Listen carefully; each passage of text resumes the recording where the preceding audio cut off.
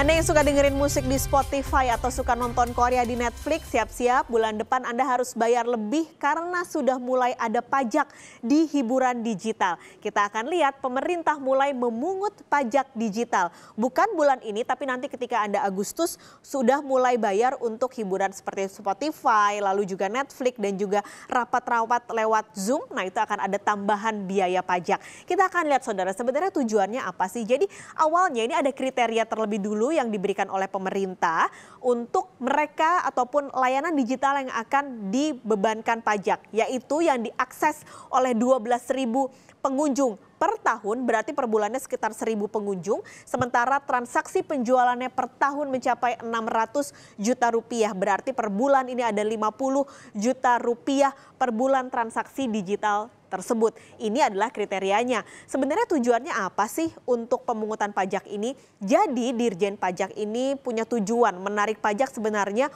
untuk keadilan. Jadi nggak hanya perusahaan lokal aja nih yang nanti kena pajak, tapi juga perusahaan asing. Seperti tadi ada Spotify, ada Netflix, ada Zoom yang juga akan kena pajak. Tapi ini adalah pajak pertambahan nilai ya, bukan pajak penghasilan. Kita akan dengarkan terlebih dulu pernyataan dari Hestu Yoga. Untuk memberikan fairness antara pelaku yang di dalam negeri yang selama ini ketentuan perpajakannya sudah jelas bahwa mereka menjadi PKP segala macam dan mereka sudah laksanakan, dengan yang dari luar negeri yang selama ini memang belum efektif berjalan dengan baik. Itu tujuan utamanya, membuat suatu level playing field antara yang dalam negeri dengan yang luar negeri, antara produk yang konvensional dengan yang digital. Nah, terkait dengan itu maka di tahap-tahap awal ini pemberlakuan ini memang kita belum bicara mengenai potensi pajaknya.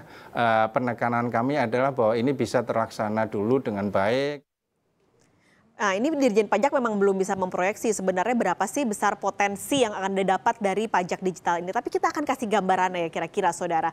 Di 2017 transaksi barang digital ini kami ambil hanya 4 dari sekian banyak transaksi digital. Sistem perangkat lunak dan aplikasi transaksinya mencapai 14 triliun. Ini yang paling besar memang perangkat lunak ponsel 44,7 triliun rupiah. Sementara untuk film 7,6 triliun dan media sosial 17 triliun rupiah. Tapi ini tahun 2017. Nah di 2020 memang proyeksinya ada sekitar 1.000 triliun rupiah.